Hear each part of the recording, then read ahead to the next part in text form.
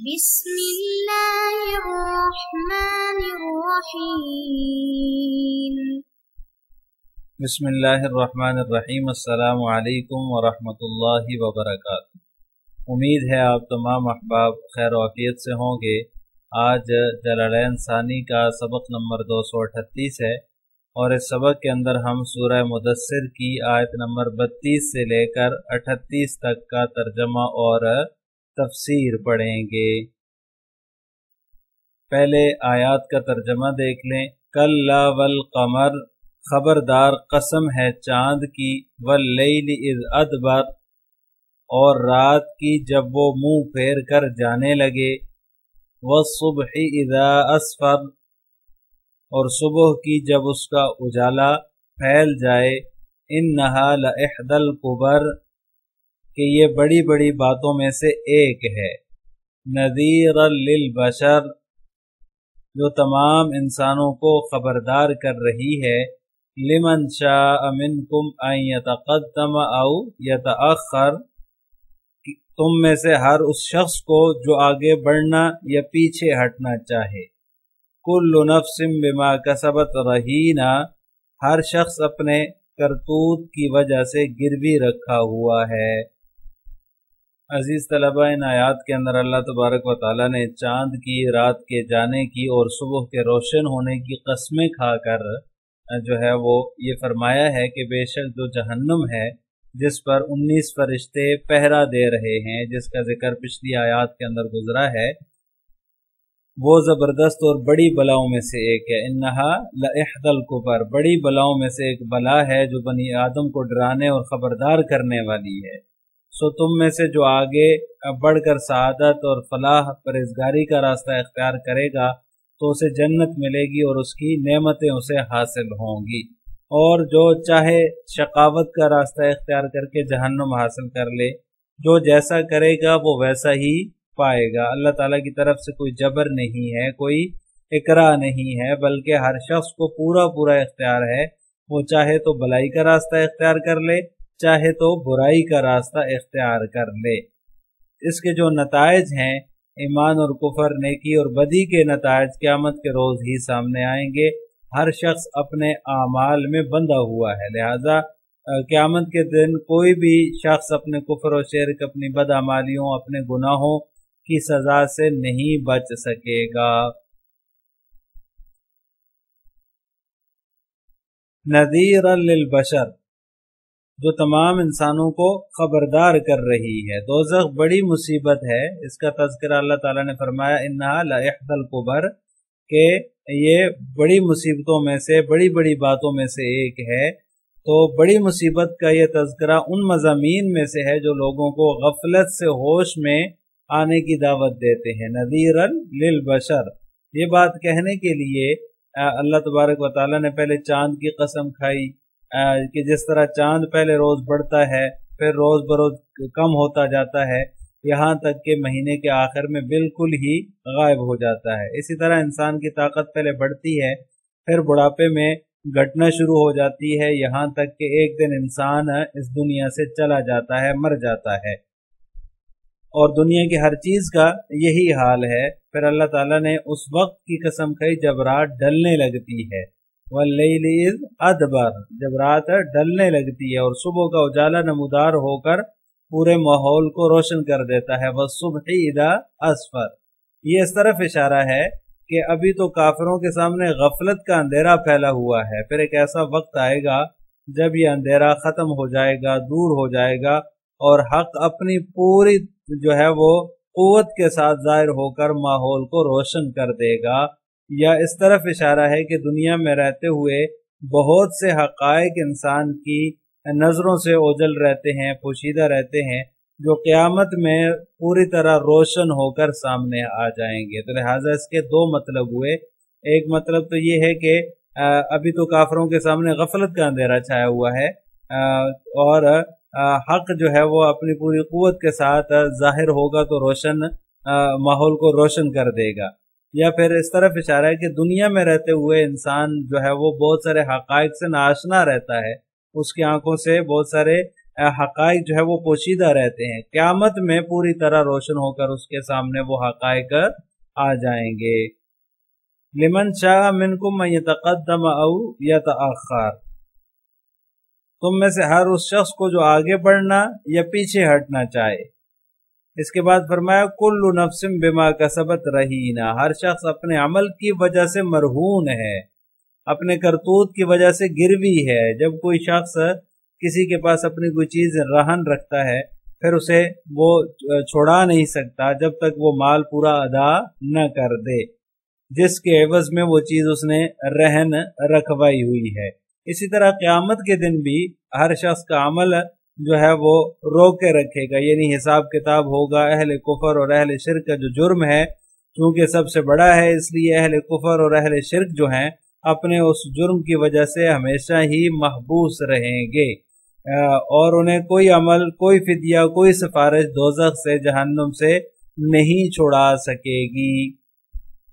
اب وہ لوگ جو ایمان لائے ہیں، جو مومن ہیں دنیا میں، جنہوں نے ایمان قبول کیا ہے لیکن اعمال صالحہ بھی کیے اور برے اعمال کا ارتکاب بھی کر لیا انہوں نے، تو یہ لوگ نیکیاں زیادہ ہونے کی وجہ سے چھوٹ جائیں گے، اور بہت سارے لوگ ایسے بھی ہوں گے جنہیں جو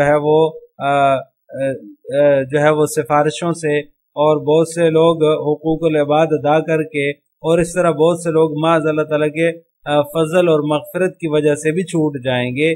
جن کی نیکیاں اعمال نامے باری ہوں گے وہ لوگ نجات پائیں گے، اور جن لوگوں پر دوسروں کے حقوق تھے وہ حقوق کی وجہ سے محبوس ہوں گے، ان سے ان کے حقوق لے کر دیے جائیں گے۔ ان کی نیکیاں ان حقوق والوں کو دی جائیں گی جن کے حقوق انہوں نے دینے ہیں۔ حضرت عبداللہ بن انیس رضی اللہ تعالیٰ عنہ سے روایت ہے کہ آپ صلی اللہ علیہ وسلم نے ارشاد فرمایا، قیامت کے دن اللہ اپنے بندوں کو جمع کرے گا جو ننگے اور بے ختنہ اور بالکل خالی ہاتھ ہوں گے، پھر ایسی آواز سے جو ہے وہ ندا دیں گے جیسے دور والے ایسے ہی سنیں گے جیسے قریب والے سنتے ہیں، اور اس وقت یہ فرمائیں گے کہ میں بدلہ دینے والا ہوں، میں بادشاہ ہوں۔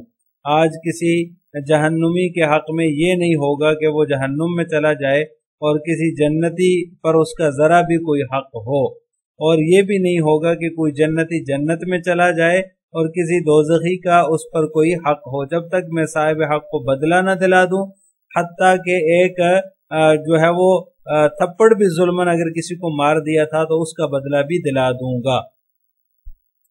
تو راوی کہتے ہیں ہم نے عرض کیا یا رسول اللہ بدلہ کیسے دلایا جائے گا، حالانکہ ہم ننگے ہوں گے، بے ختنہ ہوں گے، بالکل خالی ہاتھ ہوں گے۔ تو آپ صلی اللہ علیہ وسلم نے ارشاد فرمایا نیکیوں اور برائیوں سے لین دین ہوگا، یعنی جس کا حق دینا ہوگا، جس کا حق دبایا ہوگا، اس کی نیکیاں اس صاحب حق کو دی جائیں گی۔ اسی طرح حضرت ابو ہریرہ رضی اللہ تعالیٰ عنہ سے روایت ہے، وہ فرماتے ہیں کہ جس نے اپنے زر خرید غلام کو بھی اگر کوئی ایک کوڑا بھی ظلمن مارا ہوگا تو قیامت کے دن اس کا بدلہ بھی دیا جائے گا۔ حضرت عبداللہ بن مسعود رضی اللہ تعالیٰ عنہ نے جو ہے وہ آپ صلی اللہ علیہ وسلم کا یہ ارشاد نقل کیا ہے کہ اگر والدین کا اپنی اولاد پر قرض ہوگا تو جب قیامت کا دن ہوگا وہ اپنی اولاد سے الجھ پڑیں گے کہ ہمارا قرض ادا کرو، وہ جواب دے گا کہ میں تو تمہاری اولاد ہوں، اس پر اس کا کوئی اثر نہیں ہوگا، اور مطالبہ پورا کرنے پر اصرار جو ہے وہ کریں گے والدین اپنی اولاد سے، بلکہ یہ وہ تمنا کریں گے، یہ ان کی خواہش ہوگی کہ کاش اس پر ہمارا اور بھی قرض ہوتا۔ تو اتنی جو ہے وہ سخت حالات ہوں گے قیامت کے دن۔ اللہ تعالی ہمیں جو ہے وہ ان سختیوں سے بچائے اور صحیح طرح دنیا میں ایک دوسرے کے حقوق ادا کر کے، ایک دوسرے کے ساتھ اچھے معاملات کر کے، آخرت میں اللہ تعالی ہمیں جو ہے وہ ان سختیوں سے بچائے۔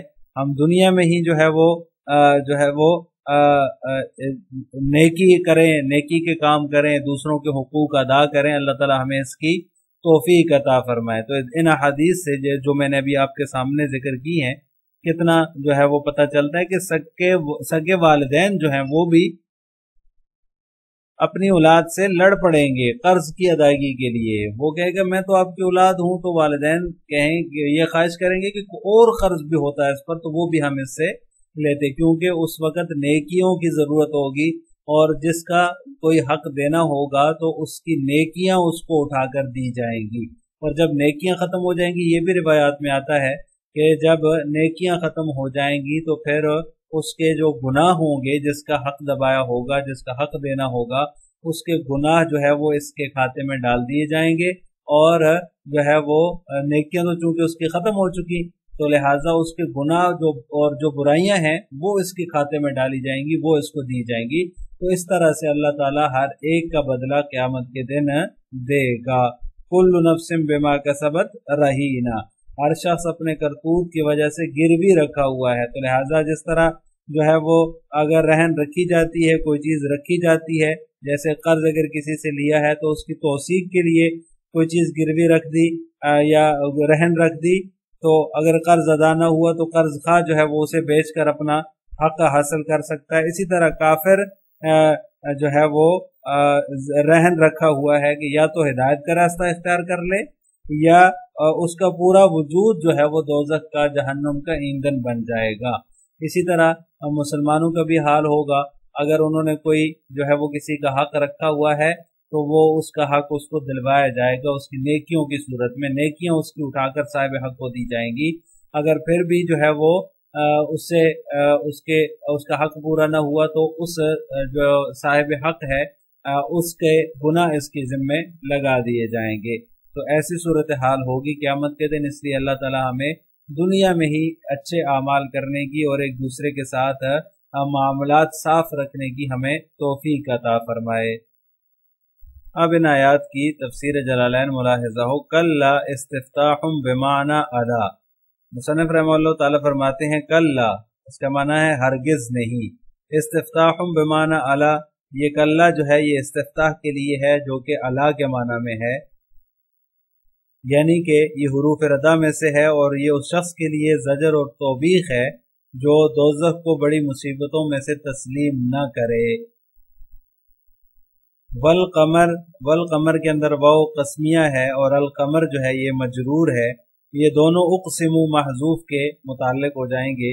انہا لاحد القبر جو ہے یہ مقسم علیہ ہے، اور آگے جو آ رہا انہا لاحد القبر یہ اس کا مقسم علیہ ہے. واللیل اذ ادبر، اور رات کی جب وہ جانے لگے، قسم ہے چاند کی اور رات کی جب وہ جانے لگے. بفتح الذال بعدها حمزۃ، یہ مصنف رحمہ اللہ تعالی نے جو ہے وہ اس کے اندر دوسری قرات کا ذکر کیا ہے کہ از جو ہے وہ ازا کی قرات بھی ہے اس کے اندر. یہاں تو از ہے، ایک قرات اس کے اندر زال کے فتحہ کے ساتھ بھی ہے، بعدها حمزہ، اس کے بعد حمزہ ہے، یعنی کہ ازا دبارا، یہ حمزہ جو ہے یہ اس کے ساتھ ہے، ازا دبارا ہو جائے گا، یعنی اس کا معنی ہو جائے گا جاء بعد النہاری ای ادبرا ای مزا. اور دوسری قرات اس کی دبارا کی بجائے ادبرا ہے، جیسے کہ اس نسخے میں ہے. تو ادبرا کے زال کے سکون کے ساتھ ہے، اور اس کے بعد حمزہ ہوگا، پھر از ادبرا، زال کا سکون ہو جائے گا، اور اس کے بعد یہ حمزہ یہ ادبرا کا حصہ ہو جائے گا.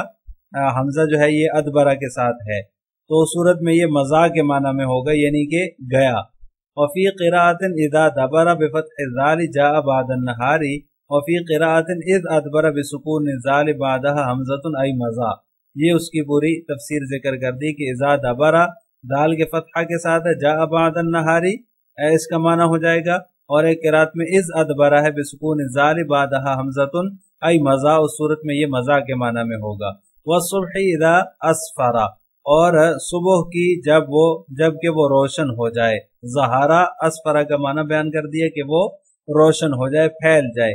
انہا ای سقر لإحد القبر، بے شک یہ جو جہنم ہے یہ بڑی بھاری چیزوں میں سے ایک ہے، بڑی بڑی باتوں میں سے ایک ہے. البلایا العظامی بڑی مصیبتوں میں سے ایک ہے. نذیرن حال من احدا وذکر لانہا بمعنی العذاب. نذیرن کی ترکیب مصنف ذکر فرما رہے ہیں کہ یہ احدا سے جو ہے یہ حال بن رہا ہے. احدل کے اندر جو احدا ہے اس سے حال بن رہا ہے اور اس کو مذکر لایا گیا ہے کیونکہ یہ عذاب کے معنی میں ہے. لمن شاء منکم ان یتقدم او یتاخر ہر اس شخص کے لیے جو تم میں سے آگے بڑھے یا پیچھے ہٹے. بدل من البشری یہ لمن شاء منکم کے متعلق بیان فرما رہے ہیں مصنف کے یہ جو ہے یہ لمن شاء البشر سے جو ہے یہ بدل بن رہا ہے. للبشر کے اندر جو بشر ہے اس سے بدل بن رہا ہے.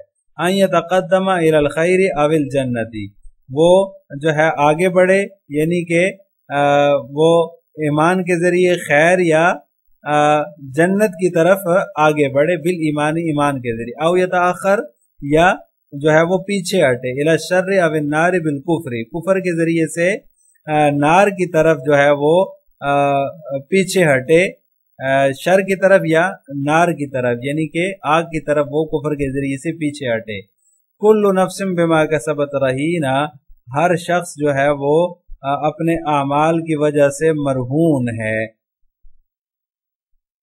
مرہونۃ ماخوذۃ بعملها فی النار یعنی کہ اپنے کفریہ اعمال کی وجہ سے دوزخ میں مرہون ہے اور ماخوذ ہے. السلام علیکم ورحمۃ اللہ وبرکاتہ.